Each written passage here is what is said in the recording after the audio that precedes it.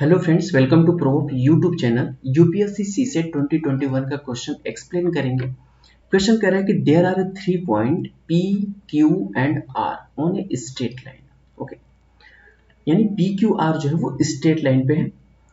Next कह रहा है कि इस तरीके से है यानी such that P Q ratio Q R equal to 3:5 का है। ओके, यानी P Q is to Q R का जो रेशियो है वो 3:5 का है।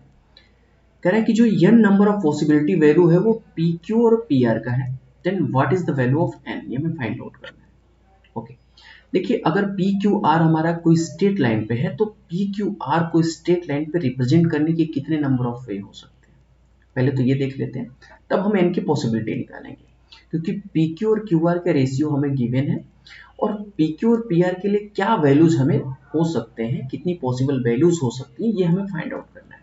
ओके, तो पी क्यू आर को पहले स्ट्रेट लाइन पे देखते हैं। तो इसके लिए हम टोटल नंबर ऑफ जो स्ट्रेट लाइन है वो 3 प्लॉट कर सकते हैं। पहला क्या होगा, जैसे मैंने यहाँ पे प्लॉट किया, फर्स्ट हमारा ओके ये हुआ।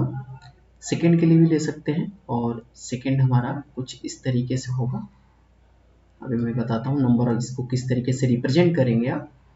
तो ये मैंने टोटल 3 ले लिया। अब तीनों पे आप किस तरीके से नंबर को रिप्रेजेंट करेंगे, देखिए पहला तो होगा कि सिंपल सा पी क्यू आर हो जाए, पी हो जाए और फिर उसके बाद आपका यहाँ क्यू हो जाए और ये आर हो जाए।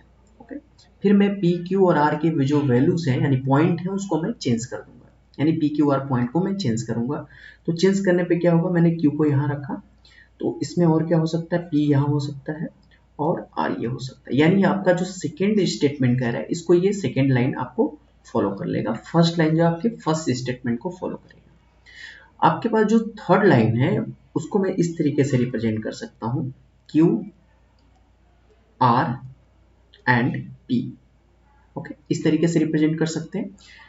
अब हमारे पास यहाँ पे जो गिवन है ओके सिंपल सा है। देखिए इस ऐसे जब भी क्वेश्चन हो ना तो आप हमेशा हिट एंड ट्रायल मेथड के साथ साथ अब इसको फेल कराने की पॉसिबिलिटी सोचा करिए, क्योंकि नंबर ऑफ पॉसिबिलिटी पूछ रहा है तो हमें कितने नंबर ऑफ परमुटेशन हो सकते हैं इसमें, यानी कितने तरीके से इसको प्लॉट कर सकते हैं, यही बस क्वेश्चन है।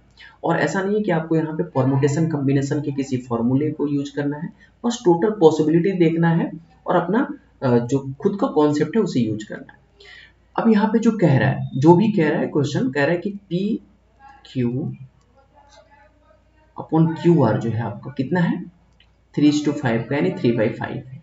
ओके, तो 3/5 हो सकता है। अब पॉसिबिलिटी देखेंगे कि क्या ये जो पॉसिबिलिटी बोल रहा है वो पॉसिबिलिटी सही है क्या नहीं है, तो हो सकता है। देखिए पी क्यू की वैल्यू अगर मैं 3 ले लेता हूँ और क्यू आर की वैल्यू 5 ले लेता हूँ तो ये पॉसिबिलिटी बन सकती है। यानी अगर मैं पी आर की बात करूंगा तो ये पी आर आपका 8 हो जाएगा। तो 3 और 5 से ऑलरेडी पी आर 8 है, यानी ग्रेटर देन हो गया। तो ग्रेटर देन हो गया तो इस पॉसिबिलिटी को फॉलो कर जाएगा, यानी ये एक लाइन को रिप्रेजेंट कर देगा। यानी अगर पी आर की वैल्यू ऑलरेडी 3 और 5 से लेस देन होता, यानी 3 और 5 में किसी से भी लेस देन होता, तो ये लाइन को रिप्रेजेंट नहीं करता। ओके, यानी पी क्यू और क्यू आर का रेशियो अगर ग्रेटर देन है पी आर से तो कभी भी इस लाइन को रिप्रेजेंट नहीं करेगा। यानी इसे लाइन तभी रिप्रेजेंट करेगा जब यहाँ पर पी क्यू ओके और जो क्यू आर है ये हमेशा लेस देन होना चाहिए किससे, पी आर से। ये तो लाइन का इक्वेशन ही होगा, नहीं लाइन की जो रिप्रेजेंटेशन है, लाइन का जो प्रॉपर्टी है उसको फॉलो कर रहा है और इस प्रॉपर्टी को फॉलो करना पड़ेगा। यानी पहला जो हमारा है केस फर्स्ट के लिए ये फॉलो कर गया, इसका मतलब ये पॉसिबिलिटी हम बना सकते हैं। तो फर्स्ट पॉसिबिलिटी हमारे पास हो गया, यानी नंबर ऑफ पॉसिबिलिटी हमारे पास अब 1 आ गई। सेकेंड पॉसिबिलिटी देखते हैं। सेकेंड पॉसिबिलिटी में कह रहा है कि जो पी क्यू और पी आर है तो पी क्यू की वैल्यू क्या हो सकती है, पी क्यू की वैल्यू ऑलरेडी गिवन है 3 है। अच्छा, पी क्यू की वैल्यू हमारे पास 3 है तो ये 3 हो गया। नेक्स्ट कह रहा है पी आर।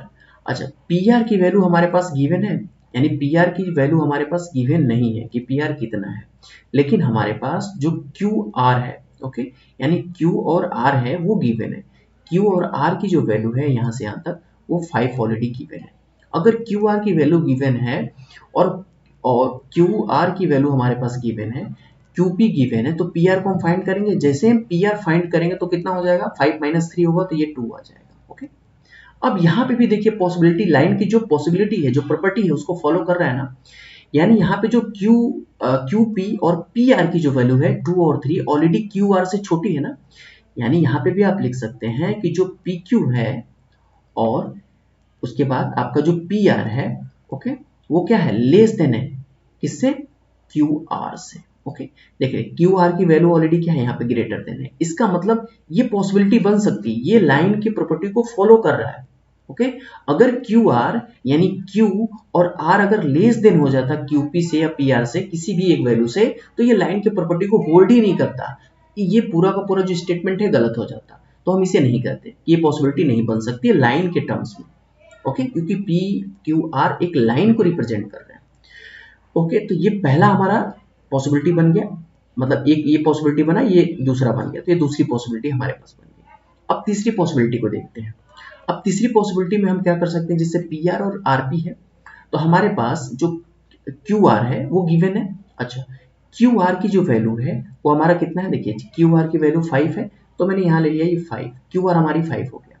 अब आर पी की जो वैल्यू है, ओके, यानी आर पी कितना हो सकता है, पी आर की वैल्यू, अगर हमारे पास पी आर की, अच्छा पी आर की वैल्यू अगर हमें नहीं पता है तो क्यू पी तो पता है कि पी और क्यू कितना है, क्योंकि यहाँ पे पी और क्यू की वैल्यू देखिए 3 है, तो मैं पी और क्यू की वैल्यू यहाँ पे रख सकता हूँ। पी और क्यू की वैल्यू कितनी है, 3 है। ओके, अब जरा ध्यान से देखिए कि पी क्यू की वैल्यू 3 हो गई और यहाँ पर ये क्यू आर केवल 5 है, ऐसा हो सकता है क्या लाइन में, कभी नहीं हो सकता। ओके, यानी पी क्यू ही लेस देन हो गया, यानी ऑलरेडी जो पी क्यू है वो खुद ही लेस देन हो गया किससे, क्यू आर और आपका आरपी से। ओके, तो आरपी की तो वैल्यू आप फाइंड आउट नहीं कर पाओगे ना, आरपी ऑलरेडी आपका क्या हो जाएगा, नेगेटिव वैल्यू में चला जाएगा, यानी ये जो वैल्यू है कहाँ चला जाएगा, नेगेटिव वैल्यू में। नेगेटिव तो कभी लाइन हो ही नहीं सकती है, अगर आप और थोड़ा सा ब्रीफली जाके सोचे तो आरपी तो कभी नेगेटिव होगा ही नहीं, लाइन नेगेटिव हो ही नहीं सकता है। ओके, यानी ये कैंसिल हो गया, होगा ही नहीं, यानी ये जो लाइन का इक्वेशन है, लाइन की जो प्रॉपर्टी है उसको ये फॉलो ही नहीं करेगा, तो ये ऑलरेडी क्या कर गया, फेल कर गया, यानी ये प्रॉपर्टी ऑलरेडी आपकी क्या कर गई, फेल कर गई। ओके, आई होप कि आप इसे समझ पा रहे होंगे जो मैं कहना चाह रहा हूँ। तो ये फेल कर गया, यानी आपके पास जो नंबर ऑफ पॉसिबिलिटी बनी वो टोटल कितना बना, 2 बना, एक और ये 2। ओके, तो टोटल नंबर ऑफ पॉसिबिलिटी केवल 2 होंगे, उसके बाद और भी कोई भी पॉसिबिलिटी नहीं बन पाएगी in a term of this equation. ये जो टर्म्स और कंडीशन दिया हुआ है, जो इक्वेशन यहाँ पे बना रहा है, यानी जो टर्म्स कंडीशन दे रहा है, इस कंडीशन पे आप और भी पॉसिबिलिटी लाइन के नहीं बना सकते हैं। ओके, तो इस तरीके से जो ऑप्शन बी है वो आपका करेक्ट हो जाएगा। आई होप कि आपको ये क्वेश्चन समझ में आया होगा। मिलते हैं नेक्स्ट वीडियो में। Thank you for watching.